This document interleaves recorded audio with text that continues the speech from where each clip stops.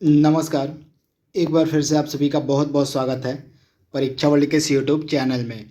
दोस्तों, लगातार हिस्ट्री की जो क्लास हम चला रहे हैं यूपी टीपीएससी पीईटी 2022 के लिए, इसमें आज हम एक नया टॉपिक पढ़ने जा रहे हैं। इस टॉपिक का नाम है बौद्ध धर्म। यह जो टॉपिक आपका है आपके पीईटी के सिलेबस में मेंशन है। तो बौद्ध धर्म मेनली गौतम बुद्ध की जीवनी और शिक्षाएँ यहाँ पे हम इस वीडियो में देखेंगे। इस वीडियो को पूरे लास्ट तक आपको देखना है। वीडियो में इम्पॉर्टेंट फैक्ट और पॉइंट्स के अलावा लास्ट में जो है इम्पॉर्टेंट एमसीक्यूज़ को भी सम्मिलित किया गया इस टॉपिक से। तो वीडियो को आप पूरा देख लीजिएगा। इस वीडियो को पूरा देखने के बाद यह जो आपका टॉपिक है एकदम कंप्लीट तैयार हो जाएगा। तो पहले हम थ्योरी को डिस्कस करेंगे और लास्ट में इससे जुड़े इम्पॉर्टेंट एमसीक्यूज़ को भी कवर कर लेंगे। तो चलिए वीडियो को शुरू करते हैं। कुछ बेसिक बातें सिर्फ हम फैक्ट्स पर ही ध्यान देंगे, उन्हीं एरियाज़ को कवर करेंगे जहाँ से आपके एग्जाम में प्रश्न बनेंगे। तो ये सभी चीज़ें जो मैंने आपके सामने लिखी हुई हैं इनको तो आपको याद ही रखना पड़ेगा। तो महात्मा बुद्ध का जन्म कब हुआ था, आपसे डायरेक्टली पूछा जा सकता है इसके बारे में। तो महात्मा बुद्ध का जन्म कब हुआ था, तो आप याद कर लीजिएगा 483 ईसा पूर्व में महात्मा बुद्ध का जो है जन्म यहाँ पे 463 होगा ना। हाँ, तो 463 ईसा पूर्व में जो है महात्मा बुद्ध का जन्म हुआ था। तो इनका जन्म का वर्ष आपको याद रखना है। जन्म स्थान क्या था, तो कपिलवस्तु के निकट लुम्बिनी नामक स्थान पर इनका जन्म हुआ था। इसके बाद इनके कुल का क्या नाम था, तो इनके कुल का नाम था शाक्य क्षत्रिय कुल, यानी कि ये शाक्य क्षत्रिय कुल से संबंधित थे और गौतम बुद्ध। इसके बाद इनके बचपन का नाम सिद्धार्थ था, इम्पॉर्टेंट है। इनकी माता का नाम महामाया है। तो गौतम बुद्ध के माता का नाम क्या था, तो महामाया था। इसके बारे में आपको याद रखना है। पिता का नाम इनके शुद्धोधन था। पत्नी का नाम इनके यशोधरा था। ये फैक्ट आपको याद रखना है। पत्नी का नाम क्या था, तो पत्नी का नाम इनके यशोधरा था। और पुत्र का क्या नाम था, तो राहुल जो है इनके पुत्र का नाम था गौतम बुद्ध की। तो इसके बारे में आपको याद रखना है। गौतम बुद्ध के प्रथम गुरु कौन थे, तो अलार कलाम थे, काफ़ी महत्वपूर्ण है। गौतम बुद्ध के द्वितीय गुरु कौन थे, तो रुद्रक रामपुत्र जो थे ये गौतम बुद्ध के दूसरे गुरु थे। इनके बारे में आपको याद रखना है, इम्पॉर्टेंट है। और इसके बाद सबसे प्रिय शिष्य इनका कौन था, तो सबसे प्रिय शिष्य आनंद था गौतम बुद्ध का। तो इसके बारे में आपको याद रखना है। आनंद जो है सबसे प्रिय शिष्य था गौतम बुद्ध का। तो इसके बारे में आपको याद रखना है। इसके बाद गौतम बुद्ध ने अपना प्रथम उपदेश कहाँ पर दिया था, तो सारनाथ में जो है गौतम बुद्ध ने अपना प्रथम उपदेश दिया था। ज्ञान प्राप्ति के बाद जो पहला उपदेश था गौतम बुद्ध के द्वारा, यह सारनाथ में दिया गया था। सर्वाधिक उपदेश इन्होंने श्रावस्ती नामक स्थान पर दिए हैं। इनके बारे में आपको याद रखना है। सर्वाधिक जो उपदेश है गौतम बुद्ध के द्वारा कहाँ पर दिया गया है, तो आप याद कर लीजिएगा। और सर्वाधिक उपदेश गौतम बुद्ध ने श्रावस्ती में दिए थे, इंपॉर्टेंट है। इनको ज्ञान की प्राप्ति कहाँ पर हुई थी, तो आप याद कर लीजिएगा। इनको जो है ज्ञान की प्राप्ति बोध गया के उरुवेला नामक स्थान पर हुई थी। इसके बारे में आपको याद रखना है। और इनकी मृत्यु कब होती है, तो 483 ईसा पूर्व में। इसके बारे में आपको याद रखना है। इनका जन्म होता है 563 ईसा पूर्व। 563 ईसा पूर्व में जो है गौतम बुद्ध का जन्म होता है। और इनकी मृत्यु होती है 483 ईसा पूर्व में। कहाँ पर, तो कुशीनगर में। तो इसके बारे में आपको याद रखना है। मृत्यु के लिए यहाँ पे महापरिनिर्वाण शब्द का भी प्रयोग किया जाता है। तो ये सारे important basic point Gautam Buddha के जीवन से रिलेटेड आपको पता होने चाहिए। यहाँ से एग्जाम में डायरेक्टली प्रश्न पूछे जाते हैं। इसके बाद जो इम्पॉर्टेंट प्रतीक चिन्ह हैं और जो गौतम बुद्ध के जीवन से रिलेटेड हैं, इनसे भी प्रश्न एग्जाम में पूछे जाते हैं। तो एक तरफ आपकी घटना लिखी हुई है और उस घटना से जुड़ा प्रतीक क्या है, इसको भी आप देख लीजिए एक बार। यहाँ से प्रश्न कई बार एग्जाम में पूछे जाते हैं। तो इनके जन्म के लिए किसका इस्तेमाल हम करते हैं, तो कमल का इस्तेमाल जो है गौतम बुद्ध के जन्म के लिए होता है। यानी कि गौतम बुद्ध का जो जन्म होता है इनके जन्म के लिए प्रतीक किसका इस्तेमाल होता है, प्रतीक चिन्ह तो कमल का। इसके बाद गृह त्याग के लिए घोड़ा का इस्तेमाल किया जाता है, इंपॉर्टेंट है। गृह त्याग को हम महाभिनिषी क्रमण कहते हैं। और 29 वर्ष की उम्र में जो है गौतम बुद्ध ने गृह त्याग कर दिया था तथा गृह त्याग के लिए घोड़ा प्रतीक के रूप में इस्तेमाल होता है। और ज्ञान की प्राप्ति यानी कि निर्वाण की प्राप्ति के लिए जो है पीपल बोधि वृक्ष का इस्तेमाल होता है। इसके बारे में आपको याद रखना है। निर्वाण यानी कि ज्ञान प्राप्ति के लिए किस प्रतीक का इस्तेमाल होता है, तो बोधि वृक्ष यानी कि पीपल का। प्रथम उपदेश के लिए धर्म चक्र यानी कि पहिया का प्रयोग होता है प्रतीक के रूप में, और इनकी मृत्यु यानी कि महापरिनिर्वाण के लिए स्तूप का जो है प्रयोग किया जाता है प्रतीक के रूप में। तो ये सभी जो इम्पोर्टेंट घटनाएं हैं जो गौतम बुद्ध के जीवन से रिलेटेड हैं तथा इन घटनाओं के लिए किस किस प्रतीक का इस्तेमाल होता है, यहाँ से कई बार एग्जाम में प्रश्न पूछे जाते हैं, तो इनको भी आप एक बार जरूर देख लीजिएगा, काफ़ी महत्वपूर्ण ये आपका है। इसके बाद अन्य चीज़ को भी आइए देख लेते हैं। तो गौतम बुद्ध के 4 आर्य सत्य क्या थे? मेनली हमारा फोकस क्या है इस पे, गौतम बुद्ध की जीवनी और उनकी शिक्षाओं पर आधारित है, तो ज़्यादा फोकस हम इसी पे करेंगे, ज़्यादा डिटेल में न जाते हुए जो टॉपिक आपका दिया गया है सिर्फ उसी के बारे में हम बात करेंगे। तो गौतम महात्मा बुद्ध बौद्ध धर्म के 4 आर्य सत्य यहाँ पे आइए देख लेते हैं क्या क्या थे। तो 4 आर्य सत्य के बारे में आपसे एग्जाम में प्रश्न पूछा जा सकता है। तो बौद्ध धर्म के 4 आर्य सत्य, पहला था दुख, दूसरा था दुख समुदाय, आप याद रखिएगा, पहला था दुख, दूसरा था दुख समुदाय, तीसरा था दुख निरोध, और चौथा आपका था दुख निरोध गामिनी प्रतिपदा। इनका मीनिंग क्या होता है आइए देख लेते हैं। तो बौद्ध धर्म में दुख का कारण क्या बताया गया है?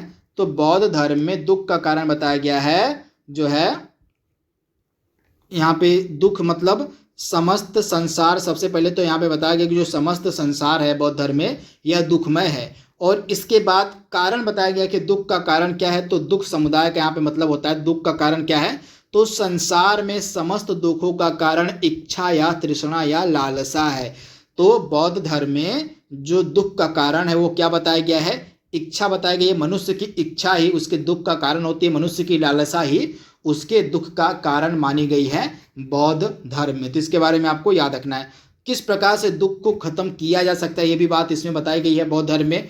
तो इच्छाओं या तृष्णाओं को अपने वशीभूत रख कर ही दुख को खत्म किया जा सकता है। बौद्ध धर्म में क्या बताया गया है कि अपनी इच्छाओं और लालसाओं को जो है अपने वशीभूत कर कर ही दुख को मनुष्य अपने दुख को खत्म कर सकता है। तो दुख का यहाँ पे निवारण की बात यहाँ पे की गई है। इसके बाद चौथा वाला क्या है, आर्य सत्य दुख निरोध गामिनी प्रतिपदा। इसके अंतर्गत दुख निवारक मार्ग बताए, यानी कि दुख को खत्म करने के 8 मार्ग बताए गए हैं इसके अंतर्गत, तथा ये जो 8 मार्ग हैं इनको हम अष्टांगिक मार्ग के नाम से भी जानते हैं। यानी कि मनुष्य के दुखों को खत्म करने के लिए 8 मार्गों का जिक्र किया गया है बौद्ध धर्म में। इन 8 मार्गों को जो है हम अष्टांगिक मार्ग के नाम से जानते हैं, तो इसके बारे में आपको याद रखना है। आइए इन 8 अष्टांगिक मार्गों को देख लेते हैं जिनका जिक्र बौद्ध धर्म में किया गया है। तो इसके बारे में आप याद रखिएगा, बौद्ध धर्म के 4 आर्य सत्य क्या क्या हैं, इनसे एग्जाम में प्रश्न आपसे पूछा जा सकता है। तो यहाँ पे बौद्ध धर्म के अष्टांगिक मार्गों को अभी आइए देख लेते हैं। तो 8 ये हैं।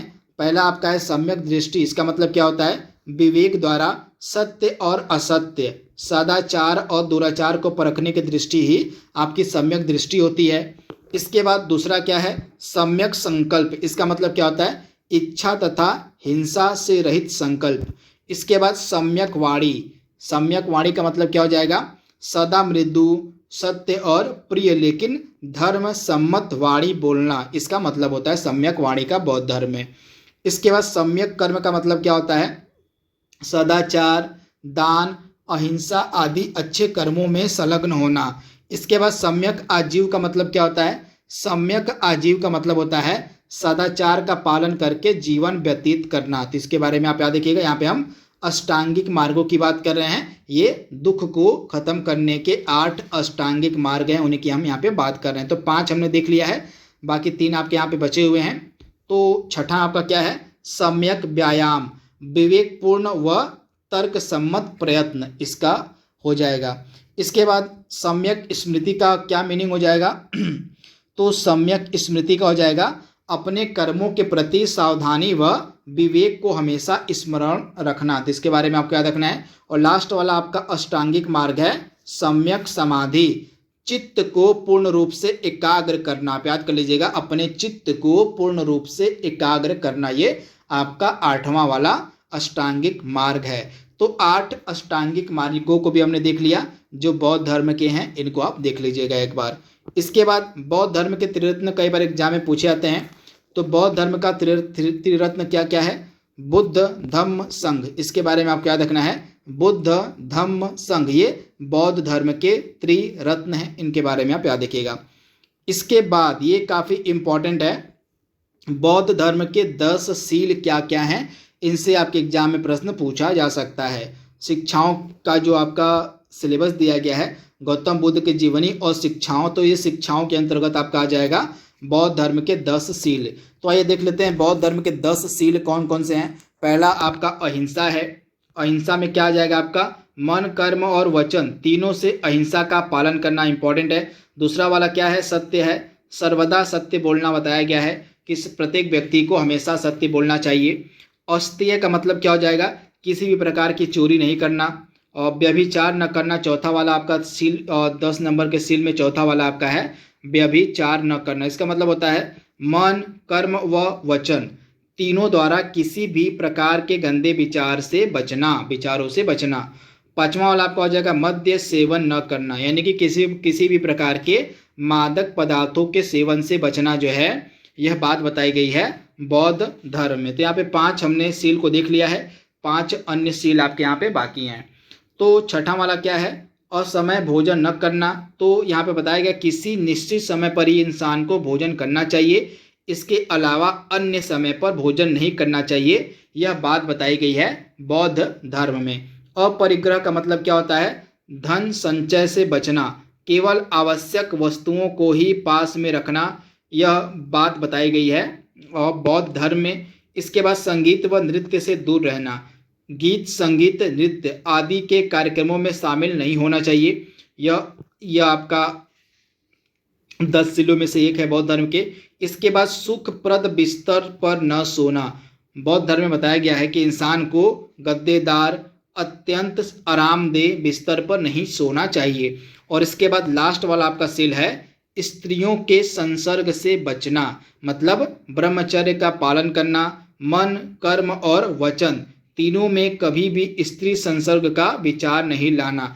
तो यहाँ पे 10 सील जो बौद्ध धर्म के हैं उनको हमने देख लिया है, इसको एक बार आप जरूर देख लीजिएगा। इसके बाद बौद्ध धर्म के जो आपके संगतियाँ हुई थी 4, इनको भी आइए देख लेते हैं। यहाँ से कई बार एग्जाम में प्रश्न पूछा जाता है बौद्ध धर्म की संगतियों से रिलेटेड, तो आइए इनको देख लेते हैं। संगतियों के बाद हम इंपॉर्टेंट MCQs को कवर करेंगे। तो महात्मा बुद्ध के मृत्यु के बाद जो पहली बौद्ध संगति थी वह आयोजित की जाती है 483 ईसा पूर्व में। किसके शासनकाल में? तो इस समय शासनकाल था अजातशत्रु का। तथा यह आपकी पहली वाली बौद्ध संगति कहाँ पर होती है? तो पहली वाली बौद्ध संगति आपकी राजगृह में होती है। अध्यक्ष था महाकश्यप। तो ये चीज़ें आपको याद रखनी है। तथा इसमें मुख्य बात क्या थी इसकी? तो इस पहले वाले बौद्ध संगति में जो है सुत्त पिटक और विनय पिटक का संकलन किया गया था। तो आप इसे याद कर लीजिएगा, सुत्त पिटक और विनय पिटक का जो संकलन है यह पहली बौद्ध संगति में किया गया था। इसके बाद सेकेंड वाली जो बौद्ध संगति है इसका आयोजन होता है 383 ईसा पूर्व में। कहाँ पर? तो वैशाली में। तो इसके बारे में आपको याद रखना है, सेकेंड वाली जो आपकी बौद्ध संगति थी इसका आयोजन 383 ईसा पूर्व में वैशाली में किया गया। शासक इस समय था कालाशोक, इसके बारे में आपको याद रखना है। और अध्यक्ष कौन था? तो साबक कमीर, जिसको हम सबा कामी के नाम से भी जानते हैं, यह अध्यक्ष था। इसी की अध्यक्षता में सेकेंड वाली बौद्ध संगति आयोजित की जाती है। तथा इसी में जो है आपका क्या होता है, बौद्ध धर्म जो है, और सेकेंड वाले में जो आपका होता है मठ संबंधी नियम को लेकर जो है आपस में मतभेद हो जाता है। बौद्ध धर्म को मानने वालों के मध्य जो है मठ के संबंधित नियम को लेकर आपस में मतभेद हो जाता है। और बौद्ध धर्म जो है स्थिवीरवादी या थेरवादी तथा महासंधिक में बट गया सेकेंड वाले इस बौद्ध संगति में। तो इसके बारे में आपको याद रखना है। जो चीज़ें मैंने लिखी हुई हैं इनको तो कम से कम आप याद ही कर लीजिएगा। इसके बाद तीसरी वाली बौद्ध संगति का आयोजन आपका होता है 255 ईसा पूर्व में। इसके बारे में यहाँ पे 255 नहीं 250 होगा, 250 ईसा पूर्व में जो है आपकी तीसरी वाली बौद्ध संगति होती है। इसके बारे में आपको याद रखना है, काफ़ी महत्वपूर्ण है। और इसके बाद शासक था आपका कौन? तो आपका अशोक था। अशोक के टाइम पीरियड में जो है आपके तीसरी वाली बौद्ध संगति का आयोजन होता है। और किस स्थान पर होती है तीसरी वाली बौद्ध संगति? तो आपकी पाटलिपुत्र में होती है तीसरी वाली बौद्ध संगति। तो इसके बारे में आपको याद रखना है। और अध्यक्ष कौन इसका था? तो अध्यक्ष था मोगली पुत्तिस, ये जो है इसका अध्यक्ष था तीसरी वाली बौद्ध संगति का। तो इसके बारे में आपको याद रखना है। तथा इसमें जो है तीसरी वाली बौद्ध संगति में अधिधम्म पिटक का संकलन किया जाता है। तो इसके बारे में आपको याद रखना है। और इसके बाद लास्ट वाली जो आपकी बौद्ध संगति है वो है चौथी। तो चौथी वाली जो बौद्ध संगति है या कनिष्क के शासनकाल में प्रथम शताब्दी ईस्वी में, प्रथम शताब्दी में जो है कनिष्क के शासनकाल में कश्मीर के कुंडल वन में चौथी बौद्ध संगति का आयोजन होता है। तो प्रथम शताब्दी ईस्वी में जो है आपका चौथी बौद्ध संगति आयोजित होती है कनिष्क के शासनकाल में जम्मू कश्मीर के कुंडल वन में। तो लोकेशन आपके लिए काफ़ी इंपॉर्टेंट है। तो इसके अध्यक्ष कौन थे? वसुमित्र जो है इस संगति के अध्यक्ष थे। और अश्वघोष, इनका नाम भी आप याद कर लीजिएगा। अश्वघोष जो थे ये अश्वघोष उपाध्यक्ष थे चौथी बौद्ध संगति के। तथा इसी संगति में जो बौद्ध धर्म था वह महायान तथा हीनयान में विभाजित हो जाता है। तो आप याद कर लीजिएगा जो बौद्ध धर्म था महायान और हीनयान में कब विभाजित होता है? तो चौथी बौद्ध संगति के दौरान। तो इसके बारे में आपको याद रखना है। तो इम्पॉर्टेंट जो बौद्ध संगतियां बन सकती थी उसको हमने यहाँ पे कवर कर लिया है। इसी की तरह से थ्योरी वाला पोर्शन आपका कंप्लीट हो गया है। अब इस बौद्ध धर्म से रिलेटेड इंपॉर्टेंट एमसीक्यूज को हम देखने जा रहे हैं। तो चलिए वीडियो में आगे बढ़ते हैं। तो यहाँ पे इंपॉर्टेंट एमसीक्यूज को हम देखेंगे। इसके साथ ही बौद्ध धर्म का जो टॉपिक है आपका समाप्त हो जाएगा। और पहला प्रश्न आपके स्क्रीन पर दिया गया है, त्रिपिटक धर्म ग्रंथ किसका है? आपसे पूछा जा रहा है जो त्रिपिटक धर्म ग्रंथ है यह किसका है? तो आप याद कर लीजिएगा यह बौद्धों का है त्रिपिटक धर्म ग्रंथ, यानी कि ऑप्शन आपका बी यहाँ पे बिल्कुल सही है, बौद्धों का। बुद्ध ने निम्नलिखित में से किस स्थान पर महापरिनिर्वाण प्राप्त किया था? यानी कि महात्मा बुद्ध की मृत्यु कहाँ पर हुई थी? आपसे पूछा जा रहा है। तो महात्मा बुद्ध की मृत्यु कहाँ पर हुई थी? काफ़ी महत्वपूर्ण है। तो कुशीनगर में। कहाँ? तो कुशीनगर में जो है महात्मा बुद्ध की मृत्यु हुई थी। ऑप्शन आपका जो ए यहाँ पे दिया गया है बिल्कुल सही हो जाएगा, 483 ईसा पूर्व में। इसके बारे में आपको याद रखना है। अगला प्रश्न है, किस शासक ने बौद्धों के लिए विख्यात विक्रमशिला विश्वविद्यालय की स्थापना की थी? आपको बताना है विक्रमशिला जो आपका विश्वविद्यालय है इसकी स्थापना किसके द्वारा की गई थी? तो विक्रमशिला विश्वविद्यालय की स्थापना किसके द्वारा की गई थी? तो धर्मपाल के द्वारा। ऑप्शन आपका जो यहाँ पे डी दिया गया बिल्कुल सही हो जाएगा, धर्मपाल के द्वारा।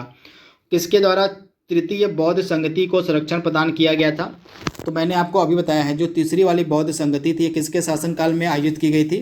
तो आप याद कर लीजिएगा जो तीसरी वाली बौद्ध संगति थी यह अशोक के समय में आयोजित की गई थी। ऑप्शन आपका बी यहाँ पे बिल्कुल सही हो जाएगा, अशोक के शासनकाल में तीसरी वाली बौद्ध संगति आयोजित की गई थी। काफ़ी महत्वपूर्ण है। इसके बाद बौद्ध ग्रंथ पिटकों की रचना निम्नलिखित में से किस भाषा में की गई? आपसे पूछा जा रहा है कि जो बौद्ध ग्रंथ हैं पिटक जिनको हम कहते हैं, जैसे सुत्त पिटक हो गया, विनय पिटक हो गया, तो इनकी जो रचना है किस भाषा में की गई है? आपसे पूछा जा रहा है। काफ़ी महत्वपूर्ण प्रश्न है। तो अर्ध मगधी हो जाएगा। ऑप्शन आपका डी यहाँ पे बिल्कुल सही हो जाएगा। बौद्ध ग्रंथ पिटकों की जो रचना है किस भाषा में की गई थी? तो आप याद कर लीजिएगा ये अर्ध मगधी भाषा में लिखे गए थे। तो इनके बारे में आपको याद रखना है। किस शासक के शासनकाल में नेपाल में बौद्ध धर्म का गमन हुआ था? आपसे पूछा जा रहा है किस शासन के शासनकाल में नेपाल में बौद्ध धर्म का गमन हुआ था? आपको बताना है राइट आंसर इसका। तो राइट आंसर आपका क्या हो जाएगा? समुद्रगुप्त, यानी कि ऑप्शन आपका ए यहाँ पे बिल्कुल सही हो जाएगा, समुद्रगुप्त। तो इसके बारे में आप याद रखिएगा, काफ़ी महत्वपूर्ण प्रश्न है। ऑप्शन जो आपका यहाँ पे ए वाला दिया गया है बिल्कुल सही हो जाएगा, समुद्रगुप्त। यहाँ पे अगला प्रश्न आपके सामने है, सांची क्यों विख्यात है? इंपॉर्टेंट है, जो सांची का स्तूप है यह क्यों विख्यात है आपको बताना है। तो सांची का स्तूप क्यों फेमस है आपको बताना है। तो राइट आंसर आपका क्या हो जाएगा? यह आपका फेमस है किस लिए है? तो इसका राइट आंसर आपका हो जाएगा, यहाँ पे पिछले आंसर में थोड़ा सा मैं आपको करेक्शन करवा देता हूँ, थोड़ा सा मिस्टेक हो गया है थोड़ा सा यहाँ पे। और यहाँ पे आपका जो दिया गया है ना यहाँ पे, और ये वाला क्वेश्चन जो मैंने आपको बताया था, बौद्ध ग्रंथ पिटकों की जो रचना है किस भाषा में की गई थी? यहाँ पे अर्ध मागधी की जगह आपका पाली हो जाएगा राइट आंसर, पाली भाषा में की गई थी। ऑप्शन आपका बी यहाँ पे बिल्कुल सही हो जाएगा, इसको आप करेक्ट कर लीजिएगा। और इसके बाद किस शासक के शासनकाल में नेपाल में बौद्ध धर्म का गमन हुआ था, तो अशोक यहाँ पे राइट आंसर हो जाएगा ऑप्शन बी।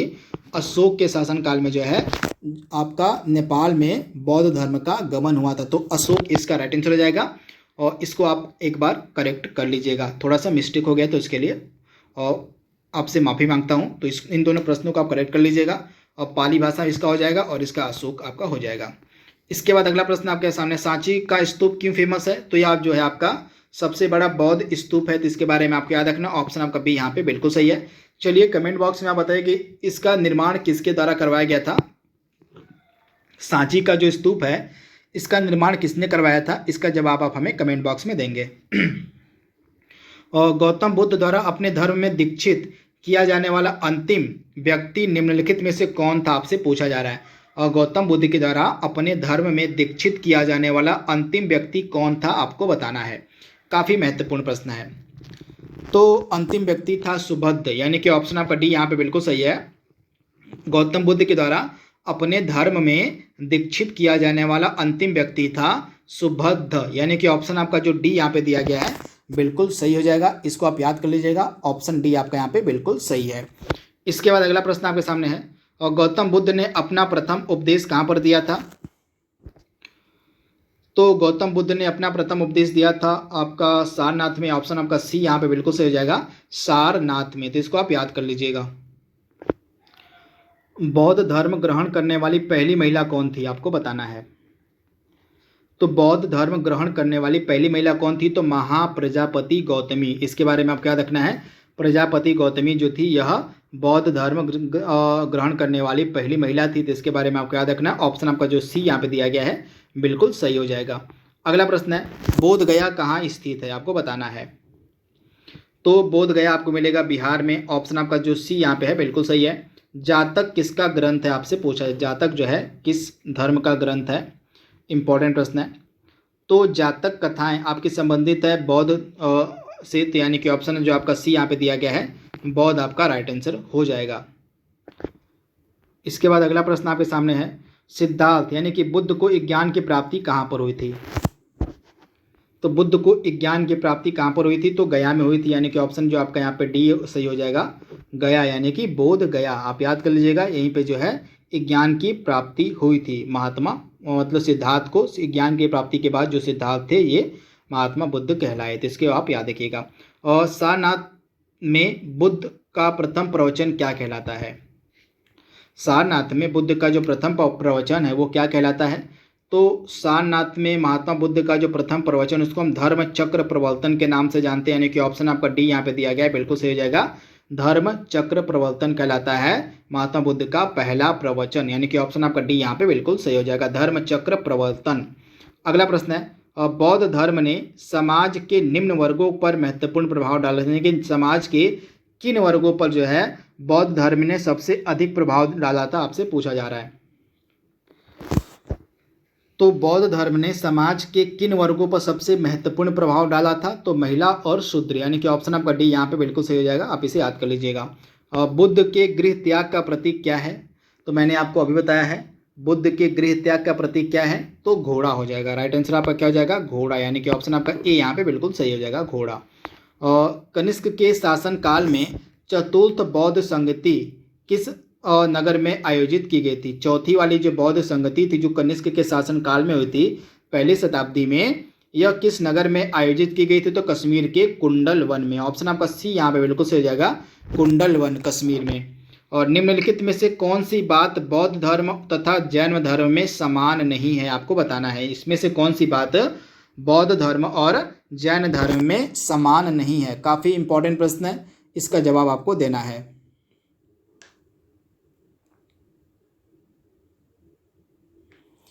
तो इसका राइट आंसर आपका क्या हो जाएगा?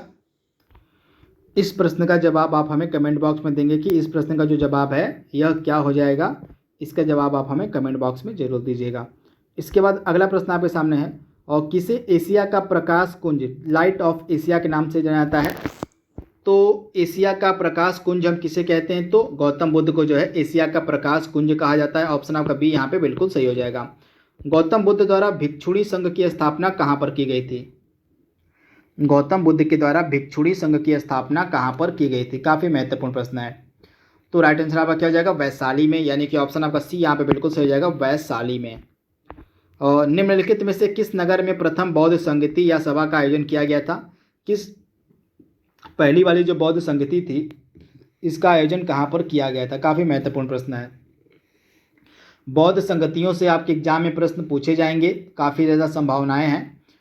तो प्रथम बौद्ध संगति का आयोजन किया गया था आपका राजगृह में। राइट आंसर आपका क्या हो जाएगा, राजगृह कह लीजिए या राजगीर कह लीजिए, दोनों एक ही है। ऑप्शन आपका सी यहाँ पे बिल्कुल सही हो जाएगा। इसको आप याद कर लीजिएगा, काफ़ी महत्वपूर्ण है। प्रथम बौद्ध संगति का जो आयोजन है कहाँ पर किया गया था, तो आप याद कर लीजिएगा राजगीर में। ऑप्शन आपका जो यहाँ पे दिया गया है और ऑप्शन सी वाला बिल्कुल सही हो जाएगा। तो आप याद कर लीजिएगा प्रथम बौद्ध संगति का जो आयोजन था कहाँ पर किया गया था, तो राजगृह में किया गया था। इसके बारे में आपको याद रखना है, राजगृह में जो है प्रथम बौद्ध संगति का आयोजन हुआ था। आजीवक संप्रदाय के संस्थापक कौन थे? आजीवक संप्रदाय के संस्थापक कौन थे? तो आजीवक संप्रदाय के संपादक थे और संस्थापक थे मक्खली गोसाल, यानी कि ऑप्शन आपका डी यहाँ पे बिल्कुल सही हो जाएगा। मक्खली गोसाल जो थे ये आजीवक संप्रदाय के संस्थापक थे। तो इसके बारे में आपको याद रखना, ऑप्शन आपका डी यहाँ पे बिल्कुल सही हो जाएगा। इसके बाद भारत में सबसे बड़ा बौद्ध स्तूप कहाँ पर स्थित है? आपसे पूछा जा रहा है भारत में सबसे बड़ा बौद्ध स्तूप कहाँ स्थित है? तो भारत में सबसे बड़ा जो बौद्ध स्तूप है आपको कहाँ पर मिलेगा? तो इसका राइट आंसर आपका क्या हो जाएगा, सांची में। आप याद कर लीजिएगा सांची का जो स्तूप है यह भारत का सबसे बड़ा बौद्ध स्तूप है। तो इसके बारे में आपको याद रखना है, राइट आंसर आपका क्या हो जाएगा, सांची। ऑप्शन आपका जो बी वाला है बिल्कुल सही हो जाएगा। बौद्ध शिक्षा का केंद्र था, इसमें से कौन जो था बौद्ध शिक्षा का केंद्र था, आपको बताना है। दिए गए ऑप्शंस के अनुसार आपको बताना है कि इसमें से कौन बौद्ध शिक्षा का केंद्र था। तो इसमें से विक्रमशिला जो था यह बौद्ध शिक्षा का केंद्र था, यानी कि ऑप्शन आपका ए यहाँ पे बिल्कुल सही हो जाएगा, विक्रमशिला। इसके बाद अगला प्रश्न है, गौतम बुद्ध ने अपनी मृत्यु के उपरांत बौद्ध संघ के नेतृत्व के लिए किसे नामित किया था? यानी कि अपने मृत्यु के उपरांत जो है बौद्ध संघ के नेतृत्व के लिए किसे नामित किया गया था? गौतम बुद्ध के द्वारा। इसका जवाब आपको देना है, फटाक से इसका जवाब दीजिए आप, बहुत ही ज़्यादा यह महत्वपूर्ण प्रश्न आपके एग्जाम के लिए है। तो राइट आंसर आपका क्या हो जाएगा, किसको नामित किया गया था महात्मा गौतम बुद्ध के द्वारा? तो इसमें से कोई नहीं आपका राइट आंसर हो जाएगा। तो इनमें से कोई नहीं, यानी कि ऑप्शन आपका डी यहाँ पे जो है बिल्कुल सही हो जाएगा। और आज का लास्ट प्रश्न आपके सामने है, मिलिंद पन्हो। मिलिंद के प्रश्न राजा मिलिंद और किस बौद्ध भिक्षु के मध्य संवाद के रूप में है? तो यह जो मिलिंद पन्हो है यह राजा मिलिंद और जो बौद्ध भिक्षु है नागसेन, इन दोनों के मध्य संवाद है। तो इसके बारे में आपको याद रखना है, आप इसे याद कर लीजिएगा। नागसेन आपका राइट आंसर हो जाएगा। ऑप्शन जो आपका ए है बिल्कुल सही हो जाएगा, मिलिंद पन्हो, यानी कि मिलिंद के प्रश्न जो है राजा मिलिंद और नागसेन के मध्य संवाद का एक रूप है। तो इसके बारे में आपको याद रखना है, नागसेन जो था यह एक बौद्ध भिक्षु था। तो इसके बारे में आपको याद रखना है।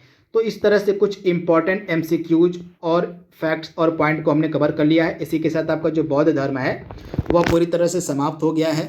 आई होप यह वीडियो आपको पसंद आएगा। अगला वाला हमारा वीडियो होगा जैन धर्म पर आधारित। तो इसी के साथ इस वीडियो को यहीं पर रोकते हैं।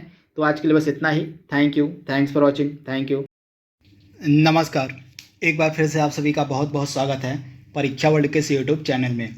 दोस्तों, हिस्ट्री का एक टॉपिक बाकी रह गया था, जैन धर्म वाला, इसको आज यहाँ पे कंप्लीट करने जा रहे हैं। पीईटी का यह जो टॉपिक था आपका बाकी रह गया था। बौद्ध धर्म को हमने कंप्लीट करवा दिया था बहुत पहले ही, लेकिन जैन धर्म को हमने नहीं पढ़ा था। तो आज के इस वीडियो में हम जैन धर्म के बारे में बात करेंगे। जो भी इंपॉर्टेंट की पॉइंट बन सकते हैं, जो भी इंपॉर्टेंट फैक्ट्स और पॉइंट बन सकते हैं जैन धर्म से रिलेटेड, उनको यहाँ पे हम कवर करने वाले हैं। तो काफ़ी ज़्यादा इंपॉर्टेंट यह वीडियो आपके एग्जाम के लिए होने वाला है। तो जो भी चीज़ें आपको बताई जाएंगी इनको आपको ध्यान से याद कर लेना है। तो चलिए वीडियो को शुरू करते हैं। बस हम उन्हीं पॉइंट्स को कवर करेंगे जो आपके एग्जाम के लिए ज़रूरी होंगे, जो आपके एग्जाम में पूछे जा सकते हैं। तो पहली चीज़ आपको याद रखनी है, जैन धर्म के मूल संस्थापक या प्रवर्तक प्रथम तीर्थंकर ऋषभ देव या आदिनाथ जो है माने जाते हैं। तो इसके बारे में आप याद देखिएगा, जैन धर्म के मूल संस्थापक या प्रवर्तक जो इनके प्रथम तीर्थंकर थे ऋषभ देव या आदिनाथ माने जाते हैं। तो इनके बारे में आप याद रखिएगा। इसके बाद जो पार्श्वनाथ थे ये जैन धर्म के 23वें तीर्थंकर थे। पार्श्वनाथ जैन धर्म के 23वें तीर्थंकर थे और इनका जो जन्म था वाराणसी में हुआ था पार्श्वनाथ का। तो इसके बारे में आप याद देखिएगा, इंपॉर्टेंट है। इसके बाद भगवान महावीर, काफ़ी इंपॉर्टेंट है, इन्हीं से आपको एग्जाम में प्रश्न पूछा जाएगा। तो भगवान महावीर का जन्म जो है कहाँ पर हुआ था?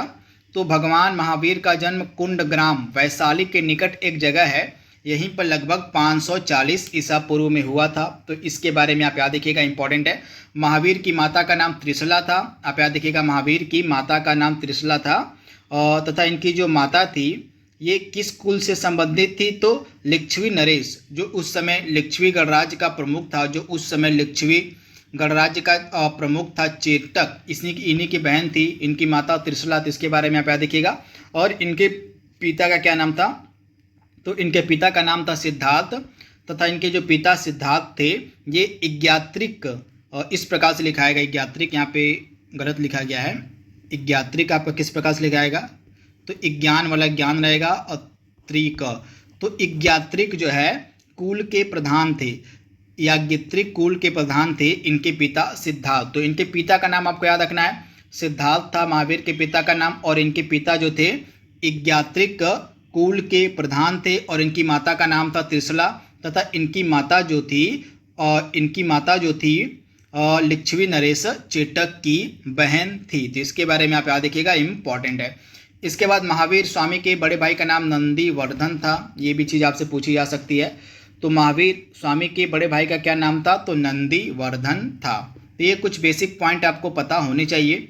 इसके बाद महावीर स्वामी की पत्नी का नाम था यशोदा और इनके बेटी का नाम था अड़ोज्या प्रियदर्शना। तो इनके बारे में आप याद देखिएगा, पत्नी का नाम इनके था यशोदा तथा इनकी बेटी का नाम, महावीर की बेटी का नाम था अड़ोज्या प्रियदर्शना। तो इनके बारे में आप याद रखिएगा, इंपॉर्टेंट है।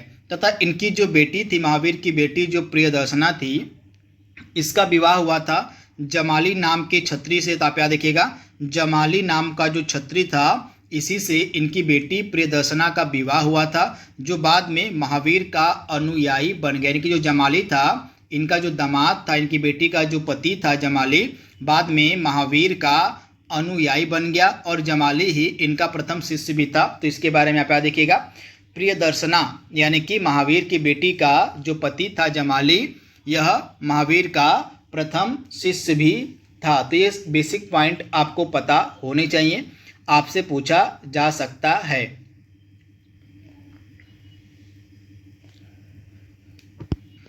इसके बाद ये पॉइंट आप याद कर लीजिएगा, जैन धर्म के कुछ तीर्थंकरों के यहाँ पे नाम दिए गए हैं और उनसे जुड़ा जो प्रतीक चिन्ह है क्या इस्तेमाल में लाया जाता है, आपसे पूछा जा सकता है। तो जैन धर्म के जो प्रथम तीर्थंकर थे ऋषभ देव, जिनको हम आदिनाथ के नाम से भी जानते हैं, इनके लिए जो प्रतीक चिन्ह है वो बैल इस्तेमाल में लाया जाता है। इसके बाद दूसरे तीर्थंकर थे अजित नाथ, इनके लिए हाथी का प्रतीक चिन्ह इस्तेमाल में लाया जाता है, हाथी का। इसके अलावा इनके 22वें तीर्थंकर थे अरिष्ट नेमी और इनके लिए शंख का जो है प्रतीक चिन्ह इस्तेमाल में लाया जाता है। इसके बाद इनके 23वें तीर्थंकर कौन थे? तो 23वें तीर्थंकर थे इनके पार्श्वनाथ 23वें थे और इनके लिए सर्प जो प्रतीक चिन्ह है वह प्रयोग में लाया जाता है। इसके अलावा महावीर जो थे 24वें तीर्थंकर थे जैन धर्म के, और महावीर के लिए सिंह का जो प्रतीक चिन्ह है वह प्रयोग में लाया जाता है। तो ये चीज़ आपको पता होनी चाहिए।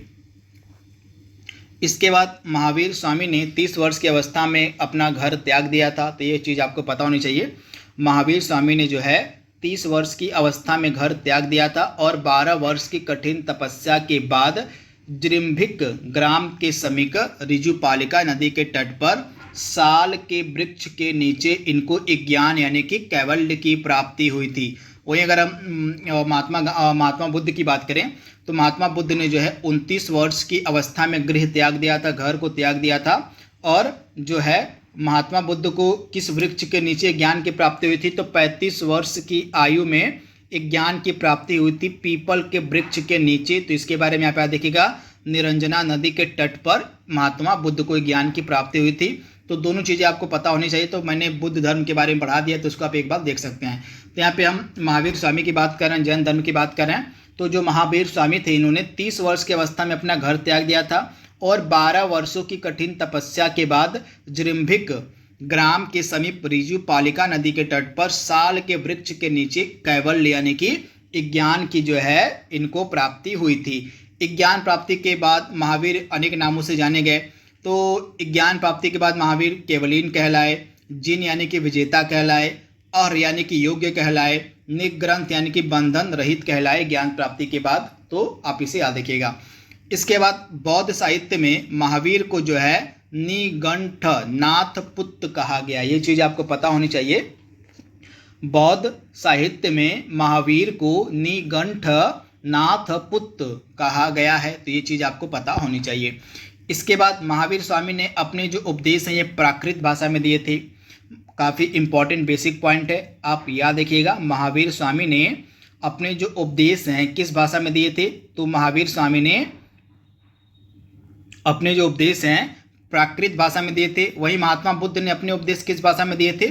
तो पाली भाषा में दिए थे। तो ये चीज़ भी आपको पता होनी चाहिए।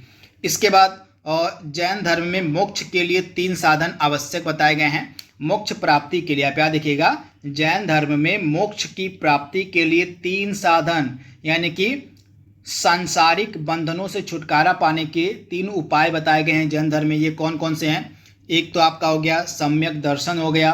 क्या हो गया? सम्यक दर्शन हो गया, सम्यक चरित्र हो गया और सम्यक ज्ञान हो गया। तो ये 3 साधन जो हैं मोक्ष प्राप्ति के बताए गए हैं। कहाँ पर? तो आपका कहाँ पे हो जाएगा? तो जैन धर्म में। तो इसके बारे में आपको याद रखना है, इम्पॉर्टेंट है।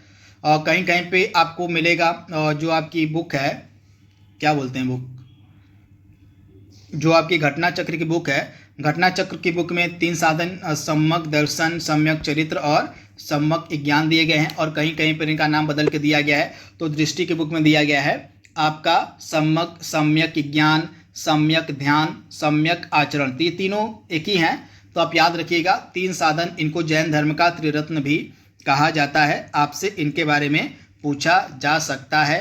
तो ये चीज़ आपको पता होनी चाहिए। सम्यक दर्शन, सम्यक चरित्र और सम्यक ज्ञान, इनको हम जैन धर्म का क्या कहते हैं? तो इनको हम जैन धर्म का त्रिरत्न भी कहते हैं। इसके बाद जैन धर्म में 5 महाव्रत भी हैं। जैन धर्म में 5 महाव्रत कौन कौन से हैं? तो एक हो गया अहिंसा यानी कि हिंसा न करना, अमृषा यानी कि झूठ न बोलना, अचौर्य यानी कि चोरी न करना, अपरिग्रह यानी कि संपत्ति अर्जित न करना और ब्रह्मचर्य। तो ये 5 महाव्रत आपको मिलेंगे जैन धर्म में। तो इनके बारे में आप याद रखिएगा, इंपॉर्टेंट है। इनमें से 4 जो व्रत थे पार्श्वनाथ के समय से चले आ रहे थे, यानी कि शुरू के यहाँ तक के अपरिग्रह तक के जो 4 व्रत थे ये पार्श्वनाथ के समय से चले आ रहे थे। परंतु इसमें जो 5वां व्रत है ब्रह्मचर्य वाला, 5वां वाला, यह महावीर के द्वारा जोड़ा गया। तो इसके बारे में आप याद रखिएगा, ब्रह्मचर्य वाला जो व्रत है यह महावीर के द्वारा ऐड किया गया था, जोड़ा गया था। तो आप इसे याद रखिएगा। जैन धर्म के अनुसार पूर्व जन्म के कर्म के अनुसार ही किसी का जन्म उच्च या निम्न कुल में होता है। तो आप याद रखिएगा, जैन धर्म के अनुसार जो पूर्व जन्म है, पूर्व जन्म के कर्म के अनुसार, यानी कि आप अपने पहले जन्म में, पूर्व जन्म में जो कर्म किए होंगे उसी कर्म के अनुसार ही किसी का जन्म उच्च जाति में होता है तो किसी का जन्म निम्न कुल में होता है। तो इसके बारे में आपको पता होना चाहिए। इसके बाद जो जैन धर्म यह अनिश्वरवादी है। आप याद देखिएगा जैन धर्म क्या है? तो जैन धर्म जो है अनिश्वरवादी है। तो आप इसे याद देखिएगा। आगे चलकर जो है जो जैन धर्म था 2 संप्रदाय में बढ़ जाता है। तो आप याद रखिएगा जैन धर्म जो है आगे चलकर 2 संप्रदाय में विभाजित हो जाता है, बढ़ जाता है। ये 2 संप्रदाय कौन कौन से थे? तो श्वेतांबर और दिगंबर। श्वेतांबर जो सफ़ेद वस्त्र धारण करते थे उनको कहा जाता था, और दिगंबर जो नग्न रहने वाले थे उनको जो है दिगंबर कहा जाता था। तो ये सारी चीज़ें आपको पता होनी चाहिए। ये सभी जो चीज़ें हैं महावीर के निर्वाण के बाद होती हैं, यानी कि महावीर के मृत्यु के बाद जो है ये सारी घटनाएं घटित होती हैं। लगभग एक जो है परंपरा के अनुसार एक बताया जाता है कि लगभग महावीर के निर्वाण के 200 साल बाद जो है महावीर के निर्वाण यानी कि मृत्यु के 2 वर्ष बाद लगभग मगध में भारी अकाल पड़ता है, जिस कारण से जो जैन थे, जैन अपना प्राण बचाने के लिए जो है दक्षिण दिशा की ओर चले गए। कुछ जैन जो हैं अपने ही मगध में ही ठहर गए। तो जो जैन थे, जो जैन धर्म के अनुयायी थे, जो अपनी जान बचाने के लिए दक्षिण की तरफ चले गए थे उनको क्या कहा गया? तो जो दक्षिण की तरफ चले गए उनको जो है दिगंबर कहा गया, और जो मगध में ही रह गए, अपने मूल स्थान पर ही रह गए, उनको जो है श्वेतांबर कहा गया। तो इसके बारे में भी आप पता होने चाहिए। बस ये चीज़ आप याद रखिएगा कि आगे चलकर जैन धर्म जो है जो दो संप्रदायों में बढ़ गया था, श्वेतांबर और दिगंबर। तो ये बस बेसिक चीज़ आप याद रखिएगा। इसके बाद जो है जैन धर्म का जो प्राचीनतम साहित्य है उसको पूर्व कहा जाता है, जिसकी संख्या 14 थी। कालांतर में यानी कि आगे चलकर इसका संकलन आगम के रूप में हुआ, अब इसकी संख्या 46 है। तो इसके बारे में आप याद रखिएगा। जैन धर्म का जो पूर्व साहित्य है, मतलब प्राचीनतम साहित्य, उसको पूर्व के नाम से जाना जाता है। इसके बाद जैन ग्रंथों में जैन ग्रंथ कुछ फेमस हैं। तो हेमचंद्र द्वारा रचित, हेमचंद्र एक यहाँ पे हेमचंद्र अलग है, रचित अलग है। तो हेमचंद्र रचित परिशिष्ट वर्मन ये जैन ग्रंथ है। इसके अलावा हरिभद्र सूरि रचित अनेकांत विजय जो हैं ये इम्पॉर्टेंट जैन ग्रंथ हैं जो आप याद रख सकते हैं। यानी कि हेमचंद्र के द्वारा परिशिष्ट वर्मन की रचना की गई है और हरिभद्र सूरि के द्वारा अनेकांत विजय की रचना की गई है। ये आपके जैन ग्रंथ हैं, तो इनके बारे में आप याद रखिएगा, इंपॉर्टेंट है। परिशिष्ट वर्मन की रचना हेमचंद्र ने की है और अनेकांत विजय की रचना हरिभद्र सूरि ने की है। इसके अलावा जैन धर्म को बहुत सारे शासकों का संरक्षण में प्राप्त था, जैसे चंद्रगुप्त मौर्य, महापद्मनंद, अमोघवर्ष, खारवेल इत्यादि शासकों का संरक्षण भी प्राप्त था जैन धर्म को। तो ये चीज़ आपको पता होनी चाहिए। इसके बाद 468 ईसा पूर्व में महावीर स्वामी का जो है निधन हो जाता है। इनको निर्वाण की प्राप्ति होती है, इनकी मृत्यु हो जाती है। निर्वाण मतलब और मृत्यु से तात्पर्य है। तो 468 ईसा पूर्व में जो है राजगीर के समीप पावापुरी नामक स्थान पर, राजगीर के समीप जो है पावापुरी नामक स्थान पर महावीर स्वामी को निर्वाण प्राप्त होता है, यानी कि इनकी मृत्यु हो जाती है। तो ये चीज़ आपको पता होनी चाहिए। इसके अलावा 2 इम्पॉर्टेंट जैन संगतियाँ भी हुई थी जो आपको याद रखनी पड़ेंगी। प्रथम जैन संगति जो थी पाटलिपुत्र में हुई थी स्थूलभद्र की अध्यक्षता में, और दूसरी जो जैन संगति थी यह क्षमा श्रवण की अध्यक्षता में वल्लभी के गुजरात में, मतलब गुजरात के वल्लभी में आयोजित की गई थी। तो 2 जैन संगतियाँ हुई थी, पहली पाटलिपुत्र में और दूसरी आपकी वल्लभी में। ये आपको पता होनी चाहिए, आपसे पूछी जा सकती है। इसके बाद बस ये कुछ पॉइंट्स थे, कुछ फैक्ट्स थे जो मुझे अच्छे लगे आपके पीटी की परीक्षा के लिए। मैंने आपको इनको बता दिया है, आप इनको याद कर लीजिएगा। काफ़ी महत्वपूर्ण जैन धर्म का टॉपिक है। एक प्रश्न तो आपके एग्जाम में से पूछा जाएगा। तो बिल्कुल शॉर्ट में, बिल्कुल कम समय में हमने इसको कंप्लीट किया है। तो आज के लिए बस इतना ही। Thank you, thanks for watching, thank you.